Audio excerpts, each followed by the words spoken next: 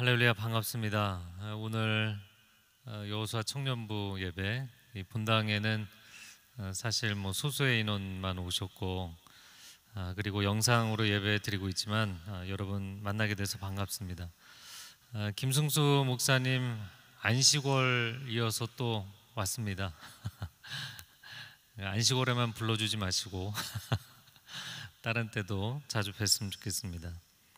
오늘 본문의 말씀은 제가 참 많이 좋아해서 청년들, 젊은이들과 많이 나눴던 말씀입니다. 오늘은 조금 더 새롭게 나누고자 합니다. 자, 오늘 본문의 17절 말씀 한 목소리로 읽어보겠습니다. 예수께서 밖에 나가려고 하시는데 한 사람이 예수께로 달려와 그 앞에 무릎을 꿇고 물었습니다. 선하신 선생님, 제가 영원한 생명을 얻으려면 어떻게 해야 합니까? 네, 오늘의 주인공이 등장합니다. 이 사람은 어떤 사람인가? 그는 이 사복음서 대조본문을 보면 부자이고 그리고 청년이고 관원입니다.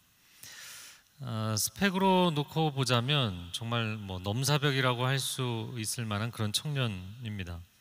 로마의 지배하에 모두가 가난할 때이잖아요. 그런데 어떻게 부자였는가? 또 어떻게 관원의 자리에까지 올랐는가? 게다가 신앙심도 상당히 좋았어요. 만약에 이런 청년이 우리 공동체, 우리 교회에 나타난다면 신랑감 영순이가 아니겠는가 싶습니다. 예나 지금이나 청년들이 기존 사회의 진입 장벽이 굉장히 높기 때문에 그것을 뚫고 들어간다는 게 참 어려운 시대죠. 사실 현대 사회는 끊임없이 무엇인가를 더 해야만 하는 그런 시대가 되었습니다. 이전에도 사람들이 열심히 살았지만 요즘은 더더욱 그런 것 같습니다. 공부는 학창 시절에만 하는 것이다 이렇게 생각을 한다면 진짜 옛날 사람들이 하는 얘기죠. 여러분 이미 잘 아시는 거지만 이 책 제목 5가지를 놓고 한국 사람들이 피곤한 이유 이런 글이 있었잖아요. 10대 꿈을 위해 공부에 미쳐라, 20대 그냥 공부에 미쳐라, 30대 다시 공부에 미쳐라, 40대 다시 한 번 더 공부에 미쳐라. 5번째 책이 정말 무서운데 공부하다 죽어라 이런 책입니다. 그러니까 AI 시대가 되어서 이 빅데이터와 인공지능의 속도를 우리가 따라갈 수가 없잖아요. 딥러닝을 하는 그 속도를 우리가 따라갈 수 없음에도 불구하고 우리는 여전히 공부에 내몰려 있습니다. 그뿐이 아니죠. 일도 더 열심히 해야 되고 돈도 더 많이 벌어야 됩니다. 외모도 더 가꿔야 되고 옷 입는 감각과 센스도 갖춰야 됩니다. 말 잘하는 감각도 키워야 돼요. 거기에다가 힙한 취미 활동도 가지고 있어야 되고 또 우리는 크리스찬이니까 신앙생활도 열심히 해야 되고 봉사활동도 하고 선교활동도 해야 되잖아요. 그렇게 열심히 하고 또 해도 끊임없이 뭔가 더 해야 될 일들이 어디서 숨어 있다가 이렇게 나타나는지 모르겠어요. 그래서 제 오늘 설교 제목이 아직도 부족한 한 가지. 저를 한번 따라해 보시겠어요? 아직도 부족한 한 가지. 예수님의 대사이기도 하지만 우리의 삶에 대한 표현이 아닌가 싶어요. 물론 이 제목을 이렇게 묵상해 보면 부족한 것이 한 가지뿐이다. 그럼 굉장히 감사한 것 아닐까요? 여러분 음료수 중에 요즘은 얼마나 많은 분들이 선호하는지 모르겠지만 2%라는 음료수가 있잖아요. 근데 2%라고 크게 써 있어서 그렇지만 이 원 제목이 뭐냐면 2% 부족할 때입니다. 1999년도에 출시가 됐으니까 23년 전에 제가 결혼할 때 나온 음료수예요. 몸의 수분이 2% 부족할 때 이 음료수를 마시면 당신의 갈증을 해결해 줄 수 있다 그런 얘기예요. 근데 이 음료수가 발매 즉시 엄청난 센세이션을 일으켰어요. 자, 근데 제가 이 2% 부족할 때라는 음료수가 왜 이렇게 성공했을까? 사실 그 당시에 유사한 음료수도 있었거든요. 광고 전략이 탁월했다 이런 마케팅 분석도 있지만 그러나 이렇게 생각을 해보니까요, 그 2%를 나머지 2%를 채워준다는 말이 사람들에게 스윗했던 것이 아니라 사실은 한 20% 정도 엄청나게 부족한 인생인데 당신은 딱 2%만 부족한 사람입니다 라는 그 표현이 사람들에게 스윗하게 들린 게 아닌가. 그 멘트가 상당히 사람들에게 긍정적으로 다가오지 않았나 싶어요. 당신은 2%만 채우면 됩니다. 세상은 그렇게 늘 우리 영혼의 귀에 대고 스윗하게 속삭이고 있는 것이죠. 오늘의 주인공 청년도 딱 그 느낌입니다. 어떻게 하면 2% 부족한 내 인생을 채울 수 있을까? 그런 마음의 동기 때문에 예수님께 나왔어요. 자, 이 사람을 보면 앞길이 보장된 관직에 올라 있고 또 추정하기에는 부모님으로부터 유업으로 받은 재산도 상당히 있고 신앙심도 깊어서 종교 생활도 열심히 하는 거예요. 게다가 거기에 나이도 젊어서 앞길이 창창한 것입니다. 자, 그런데 이 친구가 예수님께 이런 얘기를 한 거예요. 선생님, 영생을 얻고 싶습니다. 참 놀라운 것이죠. 저는 이 청년을 보면서 아주 정직한 청년이다 싶어요. 하나도 부족할 것이 없어 보이는 청년임에도 불구하고 자신의 부족함을 첫마디에 과감하게 인정하는 얘기를 한 거예요. 제가 지금은 성인 사역을 하기 때문에 청년부 우리 친구들을 이렇게 자주 만날 기회는 없습니다. 그래도 어디선가 이렇게 만나게 됩니다. 최근에 한 청년을 만나서 대화를 하게 됐는데요. 대학생이 되기까지 하나님에 대해서, 신앙에 대해서, 성경에 대해서 질문이 많이 있었다는 거예요. 근데 지금은 해결되지 않은 질문들이 너무나 많아서 다 의심으로 굳어져 버렸습니다. 그래서 지금은 성경도 부인하고 하나님의 존재에도 거부하고 있는 거예요. 제가 이 친구에게 사실은 이제 질문하고 싶지도 않다라고 얘기하는 그런 청년에게 그래도 굳어져 버린 의심일지라도 가장 큰 의심이 뭐냐 한번 얘기해 줄 수 있겠냐. 한 가지씩 이야기를 하다 보니까 거의 2시간 이야기를 나누게 됐어요. 그러면서 대화를 하면서 이 친구가 정말 마음이 순수하고 정직하고 하나님에 대한 갈망이 있는 친구라는 걸 알게 됐어요. 여러 가지 이슈를 우리가 대화를 나눴는데 동성애에 대해서 교회가 갖고 있는, 성경이 갖고 있는 보수적 태도에 대해서 문제 제기를 했어요. 제가 이 문제에 대해서는 이제 다음번에 더 이야기를 하자고 조금 얘기를 나누다가 이 주제 자체가 워낙 긴 이야기이기 때문에, 근데 보니까 이 친구가 문제 제기를 하는 가장 큰 이유는 자기 친구들 가운데 동성애자들도 있는데 그 친구를 그러면 하나님이 거절하고 구원하지 않는다는 소리 아니냐. 근데 그 학생의 이야기를 제가 들으면서 지금 말로는 하나님의 존재를 거부한다고 이야기하지만 하나님이 구원을 주시는 분이라는 걸 인정하는 얘기를 하고 있는 거예요.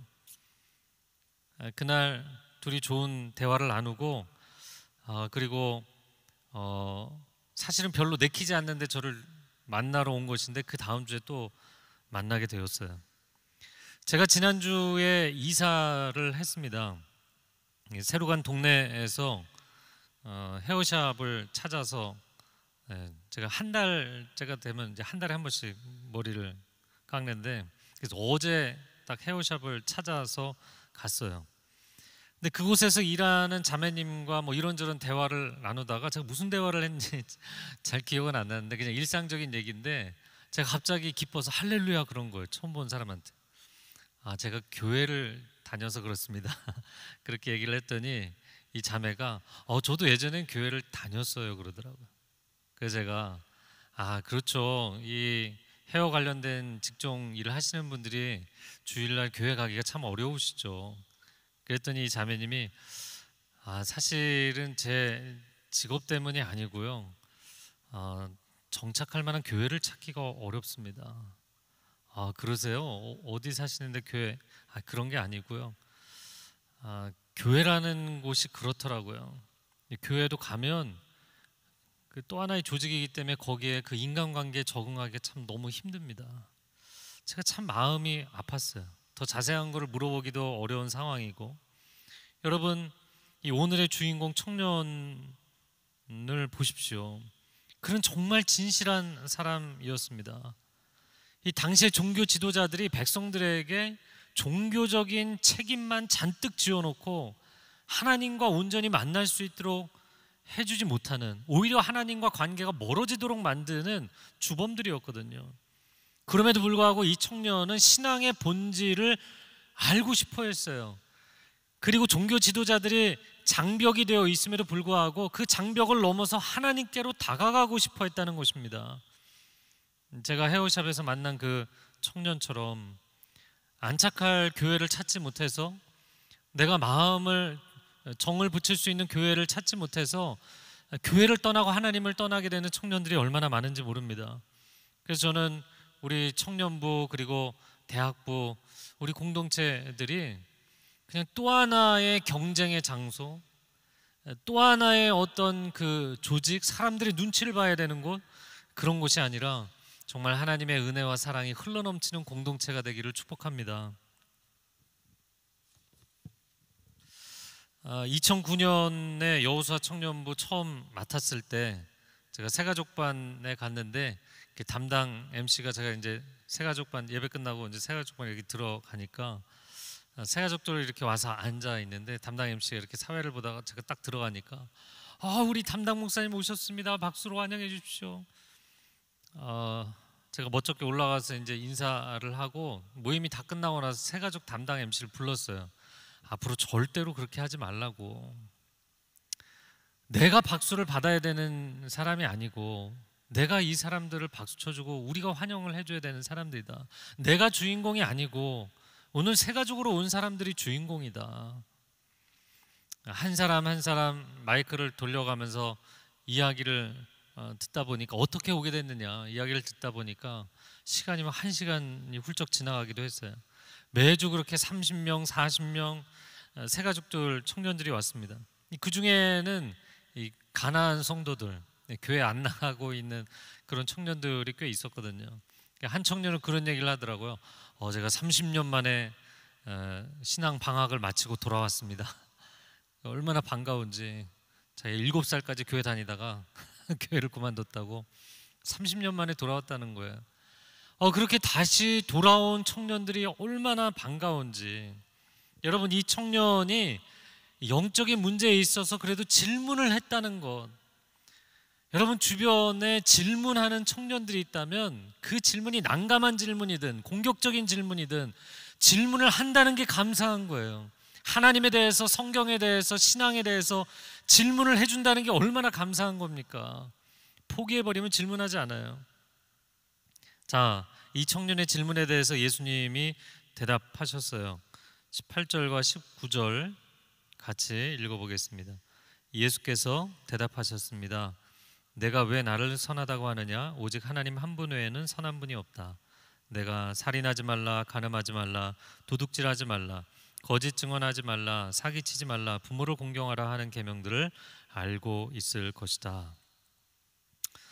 나를 선하신 선생님이라고 부르다니 하나님만이 선하신 분이다. 자, 그리고 영생을 얻기 위해 무엇을 해야 하는가? 십계명에 써 있는 대로 살인, 간음, 도둑질, 위증, 사기치지 말라, 그리고 부모를 공경하라. 여러분, 영생을 얻기 위해서 무엇을 해야 된다라는 이 청년의 질문 자체가 우문이었죠. 그러면 예수님께서 인간이 영생을 얻기 위해서 어떤 노력을 하거나 행위를 한다고 그게 되는 게 아니잖아요. 그럼 어리석은 질문을 했으면 현명한 답변을 해주셔야 되는데 예수님이 우문우답을 해주신 거예요. 왜냐하면 스스로 자기 자신을 돌이켜볼 수 있도록 기회를 주신 것이죠. 탁구로 치자면 저쪽에서 강력하게 이제 스파이크가 오면 결대로 받아치는 것과 같은 거예요. 자, 그러자 청년이 예수님의 의도를 파악하지 못하고 굉장히 불편하게 대답합니다. 20절 말씀 같이 읽겠습니다. 그가 말했습니다. 선생님, 저는 어릴 때부터 이것들을 모두 어김없이 지켜왔습니다. 그 정도는 소시적에 다 했던 거죠. 그런 종교적인 행위 규정은 제가 이미 숙제 다 끝낸 것입니다. 엄청난 자신감의 표현이자 실망감의 표현이었어요. 왜냐하면 나는 지금 내 인생에 부족한 2%가 무엇인지를 찾고 싶은데, 내가 왜 이렇게 열심히 살면서도 내적인 자신감이 없는지, 영적 확신이 없는지를 알고 싶은데 이분도 답을 모르고 있구나, 이런 생각이 들었기 때문이에요. 돌아서려고 하는 그에게 예수님께서 마지막 카드를 꺼내셨어요. 그게 21절 말씀입니다. 21절 같이 읽어볼까요? 예수께서 그를 쳐다보고 사랑스럽게 여기시며 말씀하셨습니다. 내게 한 가지 부족한 것이 있다. 가서 내가 가진 것을 모두 팔아 가난한 사람들에게 나눠주어라. 그리하면 하늘에서 보물을 얻게 될 것이다. 그리고 와서 나를 따라라. 그래, 내게 부족한 것이 무엇인지 이제 정말 알려주겠다. 딱 한 가지가 있는데 너의 소유를 다 팔아서 빈자들에게 나눠주어라. 그리고 나를 따라와라. 여러분, 이게 갑자기 무슨 날벼락 같은 이야기입니까? 너는 인생에 지금까지 99개의 블럭을 쌓고 마지막 하나가 무엇인지를 찾고 있는데, 내가 찾고 있는 마지막 블럭이 무엇인지 이야기해 주겠다. 그것은 너가 쌓은 99개의 블럭을 포기하는 것이다. 이걸 내려놓는 것이다. 그리고 인생 전체를 나에게 맡기는 것이다. 이게 무슨 얘기인가요? 너가 블럭 쌓기 100개를 채운다고 해서 인생이 완벽해지는 게 아니라는 거예요.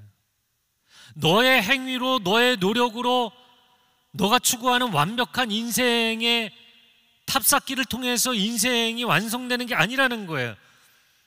너의 인생은 더 이상 너의 프로젝트가 아니라는 것, 그것은 이제는 나의 프로젝트라는 것, 예수님 말씀하시는 거예요. 너가 주도하는 것이 아니라 내가 주도하는 것이다 말씀하신 거죠. 근데 이 청년은 막 뒤통수를 맞은 것 같은 거예요. 아니, 내가 완벽한 인생을 꿈꿔왔는데, 그런데 내가 꿈꾸는 그 완벽한 인생을 이루려면 완벽을 포기해야 되는 거예요. 이게 모순일까요? 성경은 역설적 진리로 가득하죠. 살고 싶다면 자기 목숨을 주님을 위해서 과감하게 던져야 사는 거예요. 살고자 하면 죽고 주를 위해서 기꺼이 죽으면 사는 거예요. 완벽한 인생을 정말 꿈꾼다면 완벽을 포기해야 되는 거예요. 근데 이 청년 입장에서는 말도 안 되는 이야기인 것이죠. 그런데 주님은 지금 진심으로 하시는 말씀입니다. 우리 인생에서 그런 일들은 상당히 많아요. 수영을 배우고 싶으면 어떻게 해야 되나요? 지금 내가 그냥 물에만 들어가면 꼬르륵 가라앉아요. 그 수영을 너무 배우고 싶어요. 제가 저희 형들이 수영을 굉장히 잘할 때 저만 끝까지 굉장히 시간이 걸렸거든요. 두려움이 많은 거예요. 물에 빠질 것에 대한 두려움. 그러니까 물에 뜨고 싶어서 몸에 힘을 주고 발버둥을 칠수록 물속에 가라앉는 거죠. 여러분, 그럼 어떻게 해야 됩니까? 내가 나를 띄우는 것이 아니라 물이 나를 띄워준다는 것을 인정해야 돼요. 몸에 힘을 빼고 물에 맡겨야 되는 거예요. 주님께 내 인생을 맡겨야 되는 것입니다. 내가 내 인생을 띄울 수 없다는 것, 주님이 내 인생을 띄워주시는 분이라는 것, 이거를 인정해야 되는 거예요. 그래서 나를 따라라. 너는 지금까지 너의 인생을 스스로 완성해서 자기 성취감을 누리고 싶었지, 세상 사람들에게 너 자신을 증명하고 싶었지, 그리고 하나님께는 영광이 되기를 원했지. 그게 아니다. 내가 너를 완성하는 것이 아니다. 내가 너를 완성하는 것이다. 너의 인생은 너가 완성할 수 없고 오직 주님만이 완성하시는 것이다 라는 얘기를 하시는 거예요. 그러니까 우리가 기도를 하면서 아무리 기도를 해도 응답이 안 되잖아요. 그럼 기도하는 방향 자체를 재고해 보셔야 돼요. 하나님, 제가 제 인생을 완성할 수 있도록 도와주세요. 이 문장 자체가 wrong sentence, 잘못된 명제란 말이에요. 그러니까 문장 자체가 잘못됐기 때문에 아무리 기도해도 공회전될 수밖에 없는 거예요. 지금 전혀 기름이 들어있지 않은데 악셀을 계속 밟는다고 해서 차가 갈 수 있는가? 아니요, 기름을 넣어야만 차가 갈 수 있는 거예요.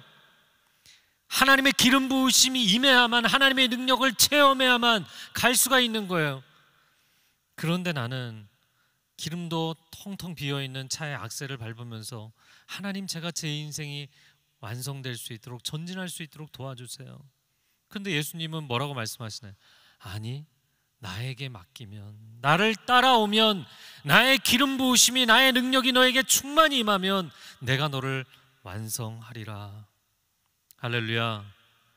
사실 인생이 여러분 지금까지 퍼즐 맞추기 같았던 것입니다.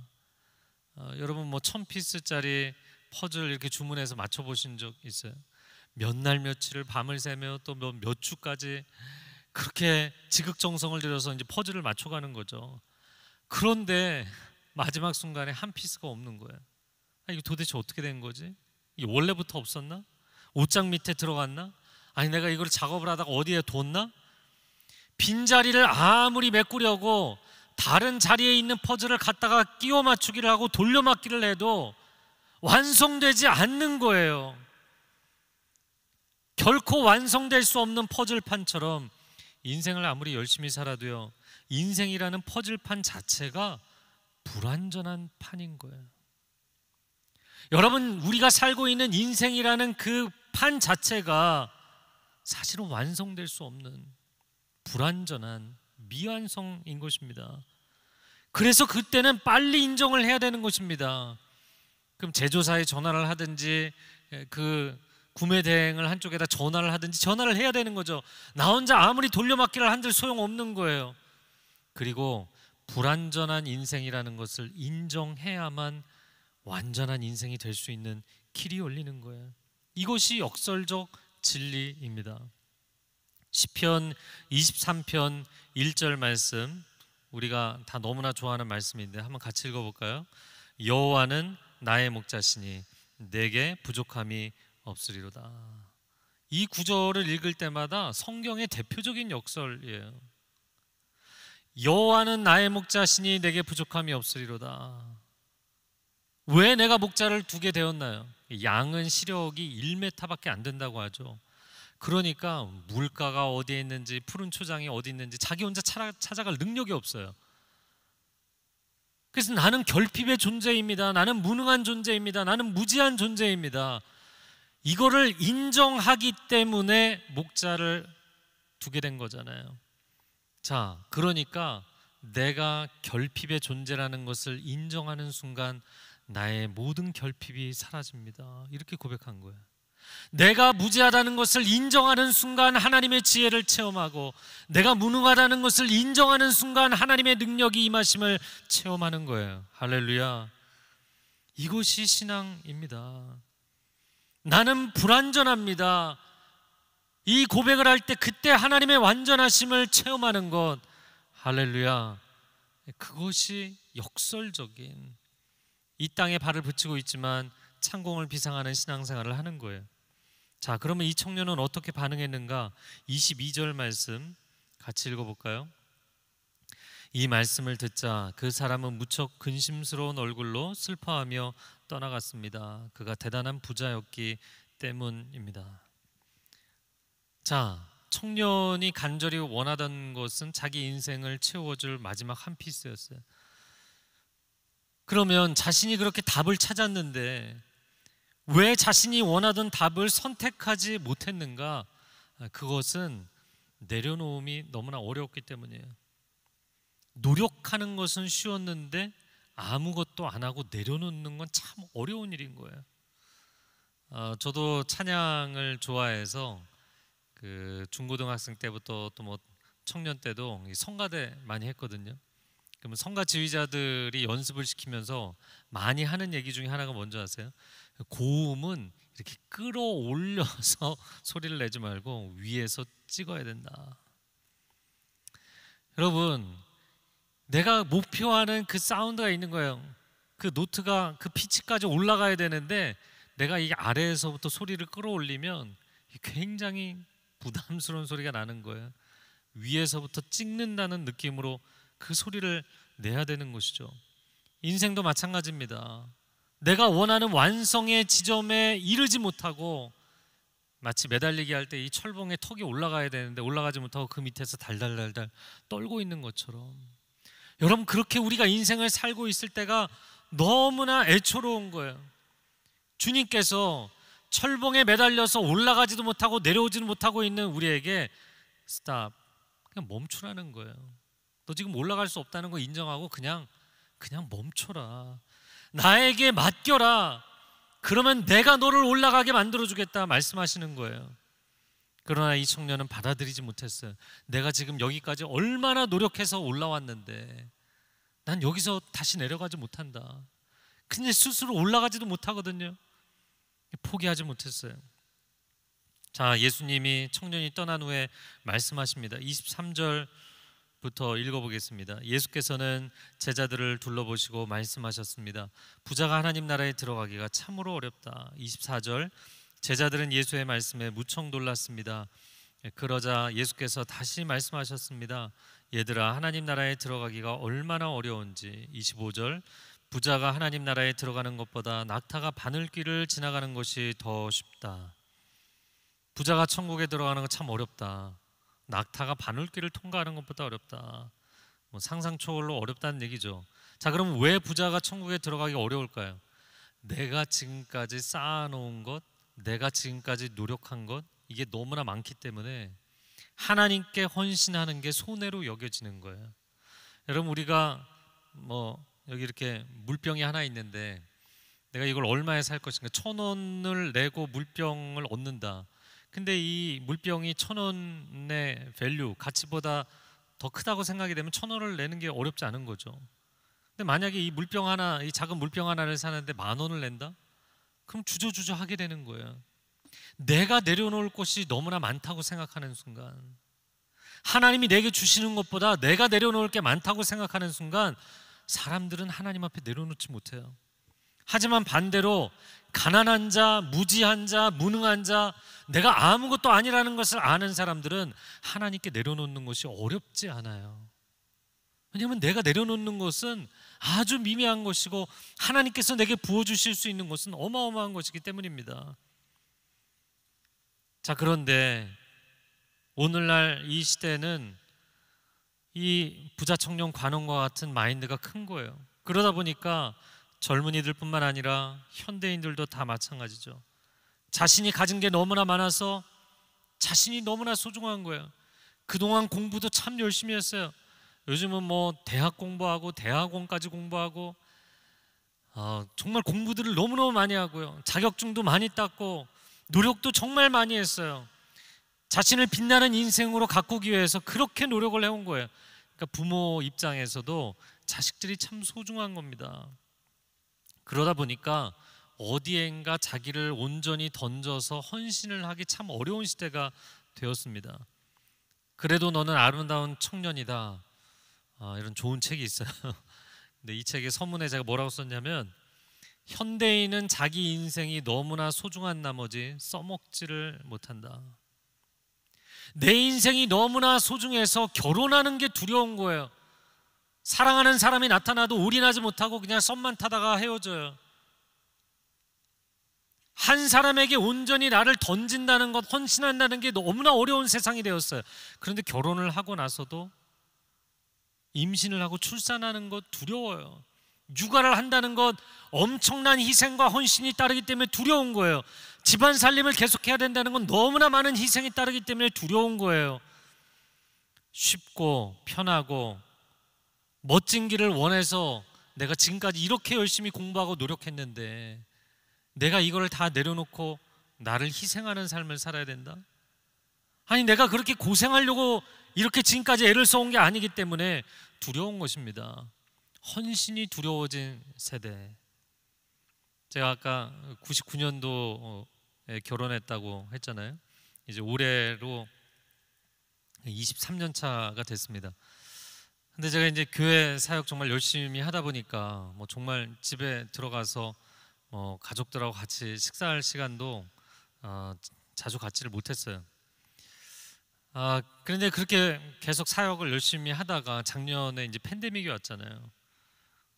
그리고서는 이제 8월 달에 굉장히 많이 이 팬데믹 확진자들이 많아지고, 그러면서 9월 달에 저희 아내가 저한테 그러는 거예요.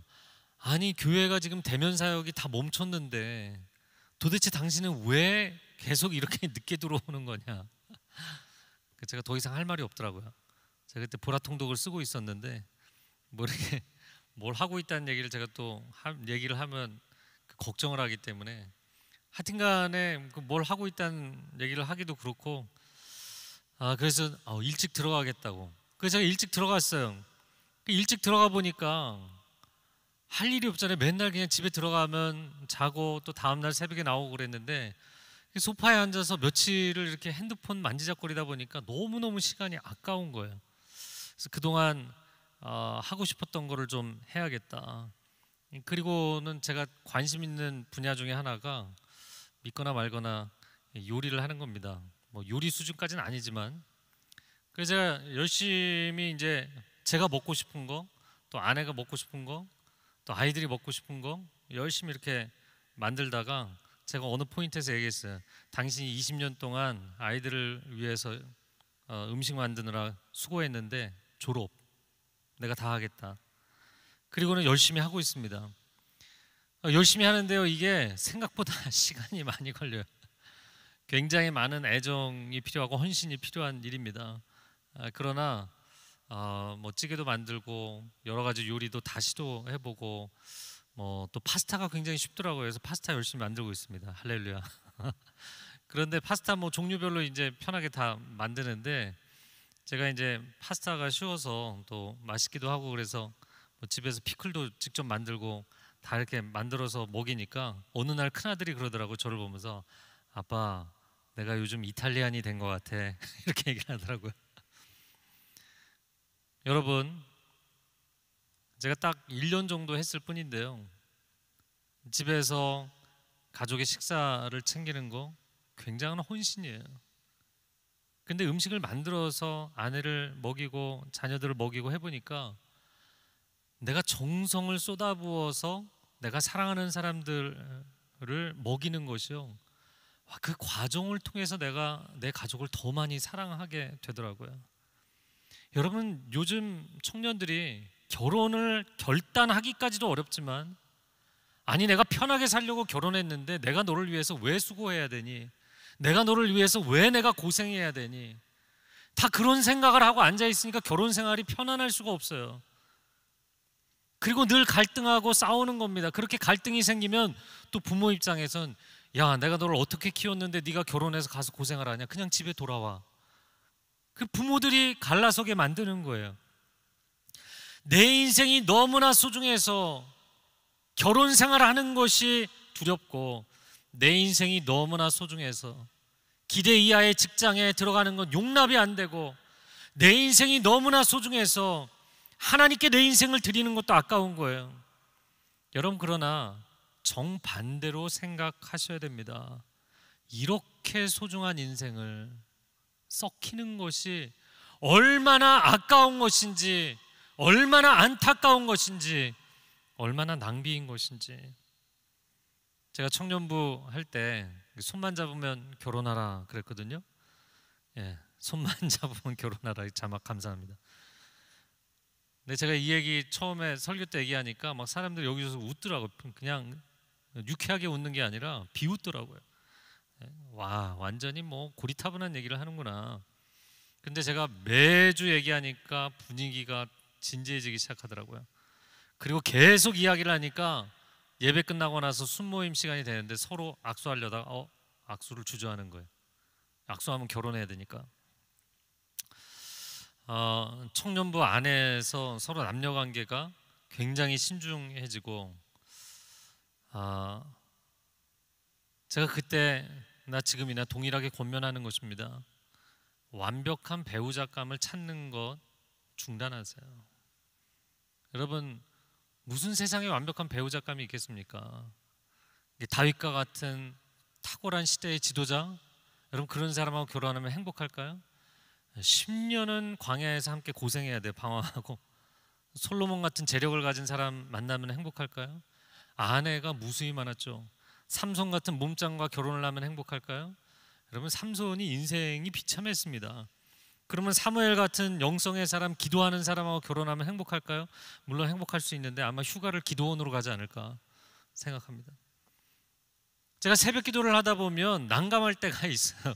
그거는 한쪽에서는 이렇게 기도하는 거예요. 하나님 제게 왜 배우자를 주지 않으십니까? 근데 반대편에서는 이렇게 기도하는 거예요. 하나님 제게 왜 이런 배우자를 주셨습니까? 기도하는 거예요. 안타까운 것이죠. 여러분, 결혼을 해도 인생은 불완전하고 결혼을 하지 못해도 인생은 불완전해요. 내 인생이 뭐를 하나 얻으면, 내가 원하는 한 피스의 퍼즐을 채우면, 내가 원하는 한 블럭을 쌓으면 내 인생이 완벽해질 거야. 내 인생이 내가 원하던 지점에 이르게 될 거야. 이건 다 여러분의 상상일 뿐이에요.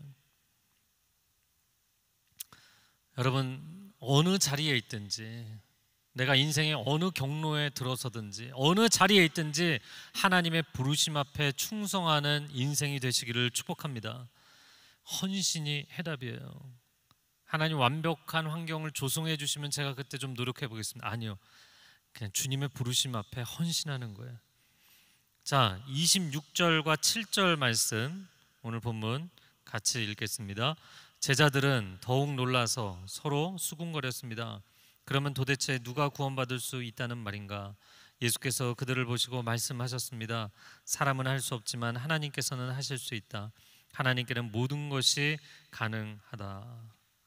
제자들이 대답합니다. 부자가 천국에 들어가기 어려운 게 낙타가 바늘길 통과하는 것보다 어렵다, 이렇게 말씀하시니까, 아니 이렇게 어려워서 누가 천국에 가겠는가?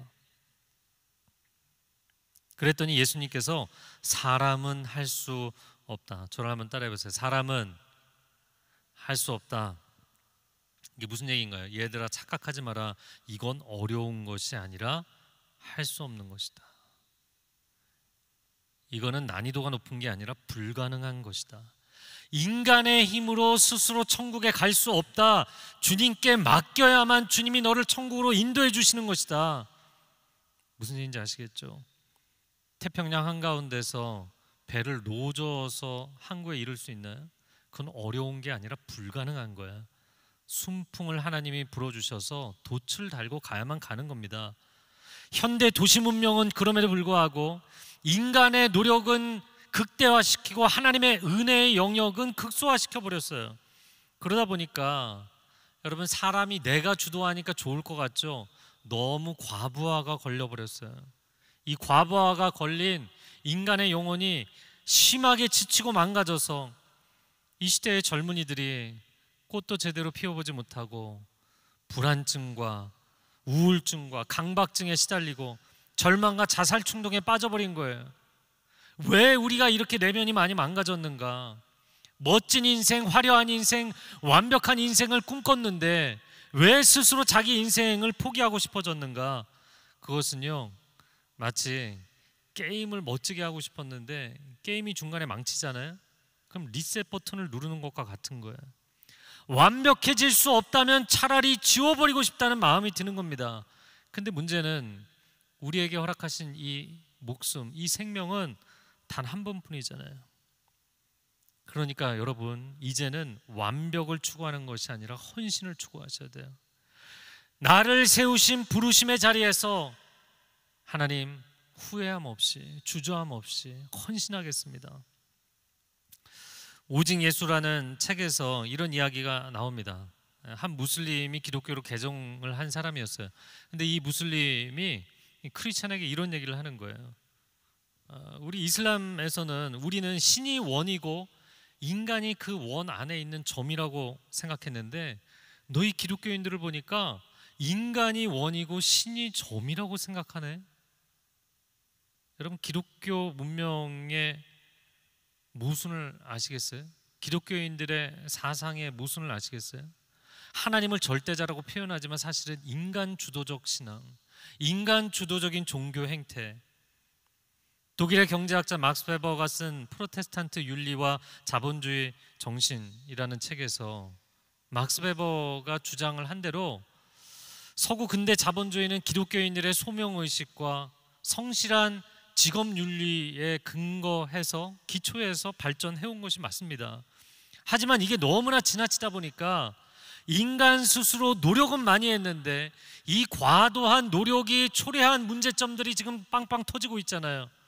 팬데믹, 전염병의 창궐, 자연 파괴, 기후변화, 엄청난 강도와 빈도로 몰려오고 있는 쓰나미와 지진들, 여러분, 우리의 과도한 노력이 이러한 문제들을 초래했다면 이제는 하나님 앞에 인정해야 되는 거잖아요. 하나님, 저희가 다 망쳐놨습니다. 하나님 앞에 내려놓겠습니다. 하나님의 솔루션을 구하겠습니다. 기도해야 되는 것이죠. 그런데 인류의 문명이 이걸 인정하지 않는 거예요. 저도 개인적으로 보면 한때는 완벽주의적인 강박에 시달렸어요. 하지만 지금은 굉장히 많이 자유해졌습니다. 여러분 가운데 본인이 이 강박적인 그 완벽주의적인 기질이 심각하다, 그런 분들도 있겠고, 뭐 그렇지 않은 분들도 있어도 이 현대 도시 문명 자체가 너무 집착과 강박이 강하기 때문에 여러분들 모두 완벽주의의 작별을 구하다. 완벽주의의 작별을 구하다. 완벽주의 기질이 강한 독일 사람이 쓴 건데 정말 구구절절이 너무나 소중한 이야기들을 합니다. 꼭 읽어보세요. 이 사회가 분업화, 고속화, 자동화될수록 완벽하지 않으면, 프리시전이라고 하죠, 이 정밀함을 지켜내지 못하면 곳곳에서 막 대형 사고가 빵빵 터지게 되기 때문에 멈출 수가 없는 거예요. 완벽에 대한 강박과 집착을 포기할 수가 없는 거예요. 하지만 우리가 지금까지 추구해온 이 탁월함과 화려함과 완벽함에 대한 추구가 이 지구를 망가뜨리고 있고, 사실 지구의 미래 유토피아 건설, 이상적 사회, 그런 거 아무리 노래하면 뭐합니까? 지구가 지금 망가져가고 있는데, 여러분, 이 시점이 되었다면 이제는 인정을 해야 되는 것이죠. 예수님 말씀해 주신 거예요. 너희들 아무리 노력해도 완벽한 인생은 어려운 것이 아니라 불가능한 거야. 너희들이 추구하는 문명이라는 집단적인 목표로 추구하는 것도, 너희가 개개인으로 추구하는 것도 완벽한 인생이란 어려운 게 아니라 불가능한 거다. 여러분, 예수님이 이 청년에게 왜 어려운 요구를 하셨는가? 전 재산을 바쳐서 나눠줘라. 너무 어려운 요구를 하신 거잖아요. 왜 그렇게 어려운 요구를 하셨을까요? 첫 번째는 불가능한 일을 멈추라는 거예요. 여러분, 이거는 관점을 조금 바꿔보면 어려운 일을 요구하신 게 아니라 그가 철봉에 매달려서 달달달달 떨면서 올라가지도 못하고 내려오지도 못하고 그 상태에서는 아무것도 안 되잖아요. 그래서 스탑, 멈추라고 얘기를 하신 거예요. 그리고는 가능한 일을 하라고 말씀하셨는데, 두 번째, 나를 따르라 말씀하셨잖아요. 예수님의 사랑의 부르심에 응답하라고 말씀하신 거예요. 여러분 가진 성경의 21절을 보시면 예수께서 그를 쳐다보고 사랑스럽게 여기시며 말씀하셨습니다. 성경 그 헬라 원문을 보면 사실은 사랑스럽게 여기셨다라는 이 표현이 분사로 되어 있는 게 아니라 이게 본동사로 되어 있어요. 그를 쳐다보며 말씀하시며, 이 두 가지가 분사, 보조적인 동사로 되어 있고, 그를 사랑하셨다라는 게 본동사예요. 청년에게 그의 인생, 교만한 인생을 꺾으시겠다고 그의 인생을 도전해서 어렵게 만드시려고 예수님이 이 어려운 요구를 하신 게 아니라는 겁니다. 내가 정말 너를 사랑한다. 너의 인생이 너무나 소중하기 때문에 내가 이야기하는 것인데 너 그거 내려놔라. 그리고 나에게 맡겨라. 예수님이 그에게 간곡하게 요청하고 콜링을 하신 거예요. 사랑하는 청년 여러분, 인생은 경력 관리하는 거 아닙니다. 인생은 여러분 시대가 추구하는 화려하고 완벽한 이미지 관리하는 거 아닙니다. 나의 완벽한 경력이나 이미지를 추구하는 것이 아니라 하나님의 부르심을 추구하며 살아야 되는 것입니다. 완전하신 분은 오직 예수님 한 분밖에 없어요. 그분 앞에 정직하게 인정할 것, 하나님, 저는 완전하지 않습니다. 저는 스스로 완벽한 자리에 오를 수도 없습니다. 내가 내 인생의 성공을 위해서, 내 인생의 완성을 위해서 하나님을 오라가라 하는 신앙생활 이제는 멈추겠습니다. 내 인생이 어떻게 하면 성공할 수 있을까? 내 인생이 어떻게 하면 내가 원하는 형통의 자리에 이룰 수 있을까? 영계의 고급 정보를 얻어내기 위해서 예수님을 천국의 정보원 취급하는 그런 방식의 기도생활 멈추겠습니다. 그런 방식의 신앙생활을 멈추겠습니다. 주님이 주도하시는, 주님이 오라고 하시면 기꺼이 대답하고 나아가며, 주님이 내 인생을 쏟아부으라 하시면 기꺼이 쏟아부을 수 있는, 주님이 내 인생을 이끌어 가시는 그러한 진정한 신앙생활, 참된 인생을 살기를 원합니다. 여러분, 예수님께서 그래 너가 아직도 부족한 게 한 가지가 있다, 이 말씀을 하셨잖아요. 여러분, 그 말씀이 굉장히 마음에 상처가 될 수도 있는 말씀이죠. 그리고 굉장히 마음에 서운한 이야기가 될 수도 있습니다. 그러나 예수님이 하신 그 말씀은 뭐를 의미하는가? 마지막 자막을 주세요. 아직도 내가 선택할 수 있는 한 가지가 있다. 너가 다 노력해봤는데 안 된다고 생각하지? 아니, 너에게 남은 딱 한 가지 옵션이 있는 거야. 그거는 너의 노력을 이제는 내려놓고 너의 세상적인 방식에 마침표를 찍고 나를 전적으로 신뢰하고 따라오는 것이다. 이 시간 함께 기도하겠습니다. 사랑하는 주님,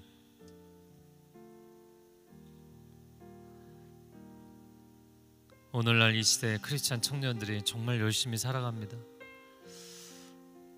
좀 더 노력하고 좀 더 나아진 인생을 살기 위해서, 좀 더 괜찮은 사람이 되기 위해서, 좀 더 세상적인 경쟁력을 갖추기 위해서, 좀 더 하나님 앞에 온전한 신앙생활을 하기 위해서.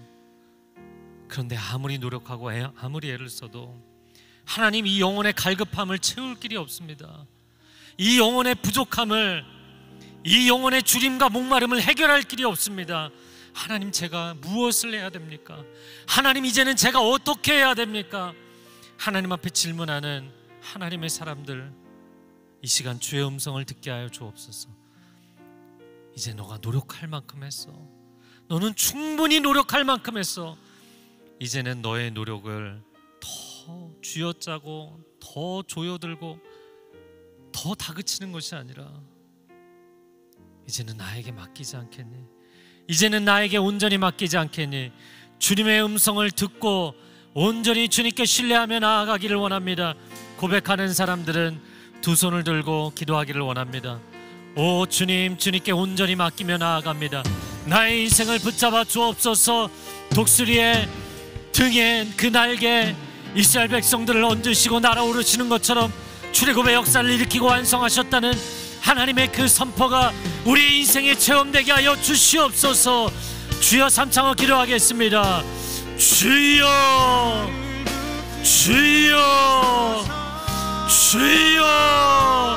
오 하나님, 그렇습니다.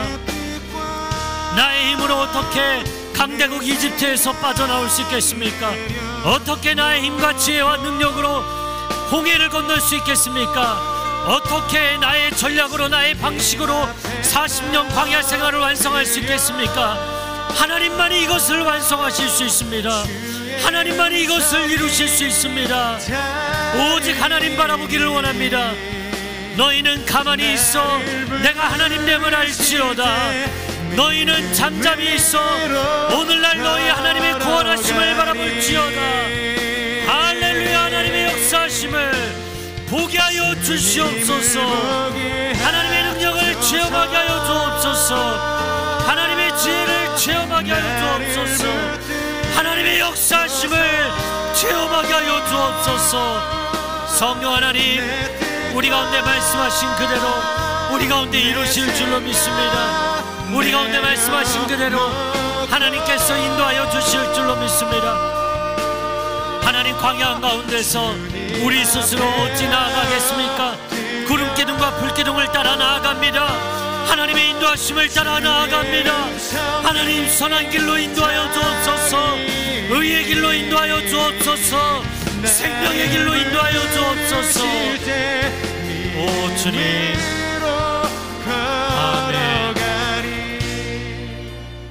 할렐루야. 하나님, 팬데믹 기간에 우리가 노력하고 싶어도 노력할 수 없는 이집트에서는 종살이를 하면서 애를 쓰며 노동이라도 했지만 광야에서는 아무것도 할 수 있는 게 없는, 하나님, 내가 지금 인생의 광야 한가운데 서 있습니다. 내 인생에 한 걸음도 나아가지 못하고 동서남북 좌우 어디를 둘러봐도 광야밖에 보이지 않고 내 인생에 아무런 소망이 없습니다. 하나님, 내가 무엇을 해야 됩니까? 그러한 상황 가운데 놓여 있는 사람들이 있다면 오늘 예수님께서 여러분을 강권적으로 붙잡아 주시기를 축복합니다. 내가 아무것도 할 수 없는 그 지점이 하나님이 새 일을, 새 역사를 시작하시는 지점인 줄로 믿습니다. 나의 인생의 마지노선이 하나님의 역사의 출발선이 되는 줄로 믿습니다. 나의 인생의 한계가 하나님의 능력을 체험하는 시작점이 될 줄로 믿습니다. 하나님, 내 인생을 붙잡아 주시옵소서. 여러분, 인생에 지금까지 열심히 질주했어요. 공부도 열심히 했어요. 일도 열심히 했어요. 인간관계도 열심히 했어요. 교회 봉사도 열심히 했어요. 근데 자동차가 질주하는 것처럼 열심히 달려왔는데 기름이 바닥에 떨어져 가잖아요. 그럼 어떻게 해야 되나요? 악셀을 밟은들, 핸들을 돌린들 소용없어요. 그때는 멈춰서 주유소로 들어가야 되는 겁니다. 파워 스테이션, 내게 능력을 공급해 줄 수 있는 그 자리로 가야 되는 것입니다. 광야 한가운데는 하나님의 임재를 체험하는 곳입니다. 여러분, 팬데믹의 시간은 멈춰서서 멍하니 바라보고 있는 때가 아니에요. 멍하니 악셀만 밟고 있는 때가 아닙니다. 하나님의 능력을 체험하고 하나님의 기름 부으심을 공급받아야 되는 시간인 줄로 믿습니다. 이 시간 여러분 가운데 이 고백이 있는 분들은 자리에서 일어나서 기도하시기 바랍니다. 여러분, 처소에서 자리에서 일어나서 한 손은 가슴에 얹고 한 손은 하늘을 향하여 들고, 하나님, 위로부터 기름 부어 주옵소서. 내 힘으로 이 광야에서 나아갈 수 없습니다. 하늘의 능력을 기름 부어 주시옵소서. 주여, 삼창어 기도합니다. 주여, 주여, 주여. 오 하나님, 기름 부어 주시옵소서. 오 하나님의 능력으로 채워주시옵소서. 하나님, 내가 이 자리에 서서 두려워하거나 주저앉거나 낙심하거나 포기하지 않게 하여 주옵소서. 하나님만이 나의 소망이십니다. 하나님만이 나의 능력이십니다. 하나님, 나는 아무것도 할 수가 없습니다. 그러나 하나님은 모든 것을 하실 수 있습니다. 내게 능력 주시는 자 안에서 내가 모든 것을 할 수 있습니다. 할렐루야, 할렐루야, 할렐루야, 할렐루야. 하나님, 태평양 한가운데서 내가 아무리 노를 저은들 어디로 갈 수 있겠습니까? 그러나 성령의 바람을 불어주시면, 성령의 강력한 바람을 불어주시면 그 놀라운 기름 부으신 가운데 순풍의 돛을 달고 소망의 항구로 나아갈 것입니다. 하나님, 임재하여 주옵소서. 골방으로 들어가게 하여 주시고, 성령의 임재를 체험하게 하여 주시고, 방언이 터지게 하여 주시고, 환상을 보게 하여 주시고, 능력을 체험하게 하여 주옵소서. 하나님의 놀라운 능력과 도우심이 우리의 삶의 존재의 근간을 새롭게 하시는 놀라운 체험을 하게 하여 주시옵소서.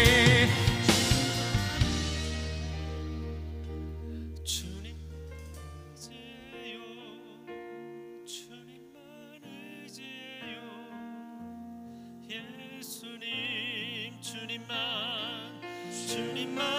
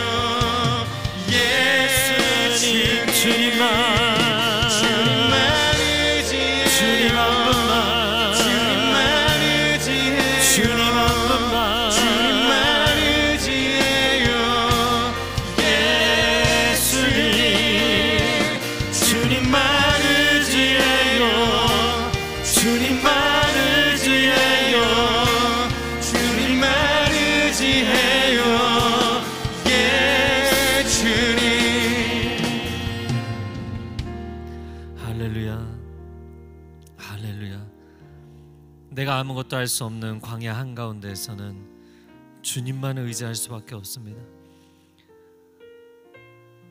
큰 수술을 앞두고 수술실에 들어가는 환자는 나의 생명의 주관자인 그 의사에게 모든 것을 맡길 수밖에 없습니다.